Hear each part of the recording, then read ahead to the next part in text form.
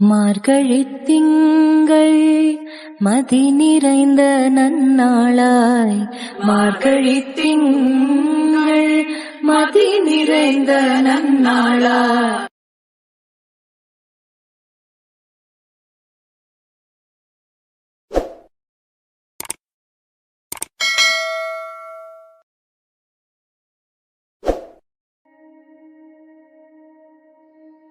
ஓம் நமோ நாராயணாய நமக. ஆன்மீக அன்பர்கள் அனைவருக்கும் வணக்கம். இன்னைக்கு நம்ம ஆலய அற்புதம் யூடியூப் சேனல்ல ஸ்ரீவில்லிபுத்தூர் ஆண்டாள் திருக்கோவிலோட வரலாறுகள் மற்றும் சிறப்புகளை பத்தி பார்க்கலாங்க. இந்த கோவில் தமிழ்நாட்டுல விருதுநகர் மாவட்டத்துல ஸ்ரீவில்லிபுத்தூருங்கிற ஊர்ல அமைஞ்சிருக்கு. ஸ்ரீவில்லிபுத்தூர்னு சொன்னதுமே எல்லார் ஞாபகத்துக்கும் வர்றது ஆண்டாள் கோவிலும் பால்கோவாவும் தாங்க. இந்த இடத்துல தான் துளசி மாடத்துக்கு பக்கத்துல பெரியாழ்வார் ஒரு அழகான பெண் குழந்தைய கண்டெடுத்தார். அந்த குழந்தைக்கு கோதைன்னு பெயர் சூட்டி அன்போடு வளர்த்து வந்தாரு. 108 திவ்ய தேசத்துல இதுவும் ஒண்ணு. இந்த கோவில் 2 பகுதியா பிரிஞ்சிருக்குங்க. இந்த கோயிலோட ஒரு பகுதி பெருமாள் சயன கோலத்துல வடபத்திரசாயிங்கிற திருநாமத்துல காட்சி தராரு. இன்னொரு பகுதியில பூமாதேவியோட அம்சமான ஆண்டாள் திருநாச்சியாரும் ரங்கமன்னாரும் திருக்கல்யாண கோலத்துல காட்சி தராங்க. பொதுவா வைணவ ஆலயங்கள்ல கொடிமரத்துக்கு பக்கத்துல இருக்க கருடாழ்வார், இந்த ஆலயத்துல பெரியாழ்வாரோட அம்சமா ஆண்டாள் திருநாச்சியாருக்கும் ரங்கமன்னாருக்கும் அருகிலேயே மூலஸ்தானத்துல காட்சி தர்றாரு. ஆண்டாள் திருநாச்சியார் 12 ஆழ்வார்கள்ல ஒருவர். இவங்க திருப்பாவை 30 பாடல்களும் நாச்சியார் திருமொழி 143 பாடல்களையும் பாடியிருக்காங்க. இதுல திருப்பாவை 30 பாசுரங்களும் மார்கழி மாத 30 நாளும் தமிழகத்துல அனைத்து ஊர்கள்லயும் இருக்க அனைத்து வைணவ ஸ்தலங்கள்லயும் மக்கள் தினமும் ஒரு பாசுரம் பாடி வழிபடுறாங்க. இந்த கோவில்ல தான் ஆண்டாள் திருநாச்சியார் ஒவ்வொரு நாளும் தன் கையால அழகான பூக்களை பறிச்சு மாலையா கட்டி அதை தான் அணிஞ்சு அழகு பார்த்து பெருமாளுக்கு பெரியாழ்வாரிடம் கொடுத்து அனுப்புவாங்க.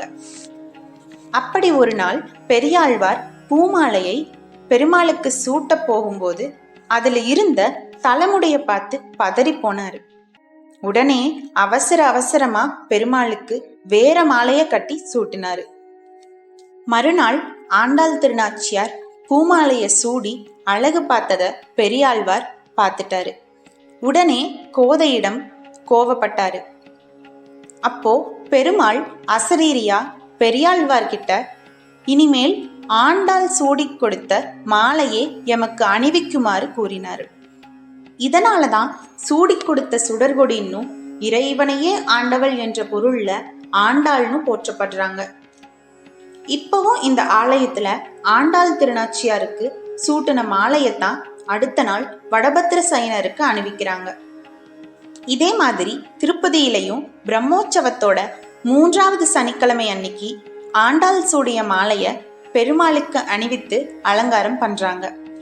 அது மட்டும் இல்லாம மதுரையிலையும் சித்திரை திருவிழா அப்போ கள்ளழகர் வைகை ஆத்துல இறங்குற நிகழ்வுல ஆண்டாள் நாச்சியார் சூடி கொடுத்த மாலையத்தான் அணிஞ்சு வருவாரு. இந்த ஆலயத்துக்குள்ளேயே ஆண்டாள் மாலை சூடி அழகு பார்த்த கண்ணாடி கிணறு இருக்குங்க. இங்க போய் வழிபடுற எல்லா பக்தர்களும் மறக்காம கண்ணாடி கிணறையும் தரிசனம் பண்ணுங்க. கோதை திருமண வயதை அடைந்ததுக்கு அப்புறம் பெரியாழ்வார் செய்த திருமண ஏற்பாடுகளை மறுத்து திருவரங்கத்துல கோயில் கொண்டிருக்கிற ரங்கமன்னாரதான் மணப்பதுன்னு பிடிவாதமா இருந்தாங்க. என்ன செய்யறதுன்னே தெரியாம கவலையோடு இருந்த பெரியாழ்வாரோட கனவுல தோன்றிய இறைவன் கோதையை மணப்பெண்ணாக அலங்கரிச்சு திருவரங்கம் கோயிலுக்கு அழைத்து வருமாறு கூறினார். மணப்பெண்ணா அழைத்து வரப்பட்டு திருவரங்க கோவில் கருவறைக்குள்ள போன ஆண்டாள் நாச்சியார் ரங்கமன்னாரோட ஐக்கியமாகி திருமண கோலத்துல பெரியாழ்வாருக்கு காட்சியளித்தாங்கன்னு சொல்லப்படுது.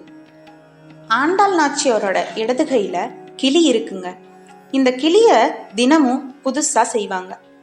இந்த கிளிய செய்யறதுக்கு சுமார் 4 மணி நேரம் ஆகுங்க. மாதுளம் மரத்தோட பூக்களை கிளியோட வாய் மற்றும் அழகு பகுதி செய்யறதுக்கும், மூங்கில் குச்சிகளை கிளியோட கால் பகுதி செய்யறதுக்கும் பயன்படுத்துறாங்க.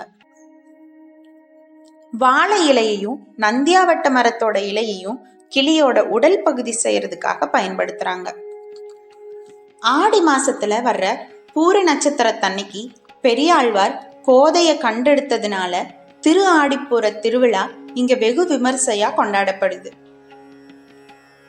இந்த கோவிலோட ராஜகோபுரம் தான் தமிழ்நாடு அரசோட சின்னமா இருக்கு. இது 196 அடி உயரமும் 11 நிலைகளையும் 11 கலசங்களையும் கொண்டிருக்கு.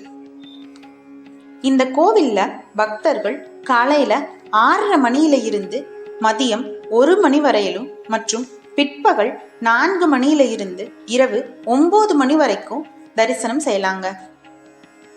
இந்த கோவில் மதுரையில இருந்து 80 கிலோமீட்டரும், விருதுநகர்ல இருந்து 45 கிலோமீட்டரும், சிவகாசியில இருந்து 20 கிலோமீட்டரும், ராஜபாளையத்துல இருந்து 10 கிலோமீட்டர் தூரத்துலையும் இருக்குங்க. இவ்வளோ சிறப்பு வாய்ந்த இந்த கோயிலை அனைவரும் வாழ்க்கையில ஒரு முறையாவது வந்து தரிசனம் செய்யணுங்க. இப்ப நான் போட்ட இந்த பதிவு உங்க எல்லாருக்கும் பயனுள்ளதா அமைஞ்சிருக்குன்னு நம்புறேங்க.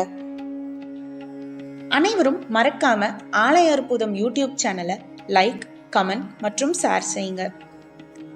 நம்ம சேனலை முதல் முறையா பார்க்கிறவங்களா இருந்தா சப்ஸ்கிரைப் செய்து பெல் பட்டனை கிளிக் செய்யுங்க. அப்பதான் நான் போடுற வீடியோஸ் எல்லாம் உங்களுக்கு உடனுக்குடன் நோட்டிஃபிகேஷனா கிடைக்கும். அடுத்து எந்த கோயில், அதோட வரலாறு மற்றும் சிறப்புகளை பத்தி நம்ம பதிவு செய்யலாம் அப்படிங்கிறத கமெண்ட்ஸ்ல சொல்லுங்க. இதே மாதிரி இன்னொரு பதிவோட நான் உங்களை சந்திக்கிறேன். ஆண்டாள் திவ்ய திருவடிகளே சரணம். பெரியாழ்வார் திருவடிகளே சரணம். ஓம் நமோ நாராயணாய நமக.